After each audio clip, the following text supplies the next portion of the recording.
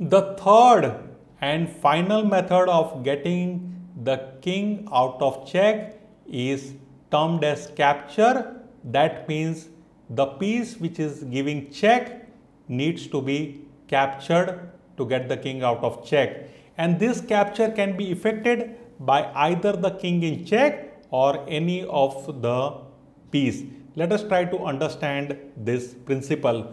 Here we see the queen, white queen on b8 giving check to the king on e8, and since here now black king is not in a position to move his king to safety, that is he cannot go to e7 or to d8 as he will still be in check from the bishop on g5 and queen on d8. He can also not block the check, he cannot put anything in between here on d8 and c8. So his only option of removing the check is to capture the queen on b8 with his knight on d7. So this is how this principle is used, that is to capture the piece which is giving check either with your king or with any of your chessmen.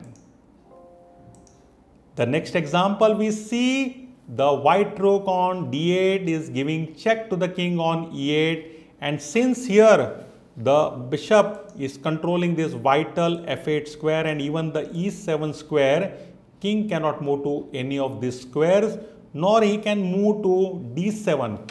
He is also not in a position to block this check because the rook is at the barest minimum. It's a direct attack on the king. There are no squares in between. So this is not possible to block this check. So the only option for black in this position is to remove check by capturing the rook on d8.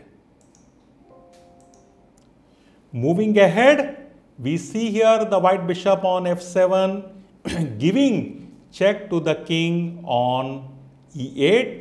And now let us examine the option. We can see both the king and queen within the attacking zone to capture this bishop. But since the bishop is defended by the queen on b3, it is illegal for black to capture with his king. He is not allowed to bring his king into check. So the only option left for him to capture is with his queen. Queen captures f7, removes the check from the bishop.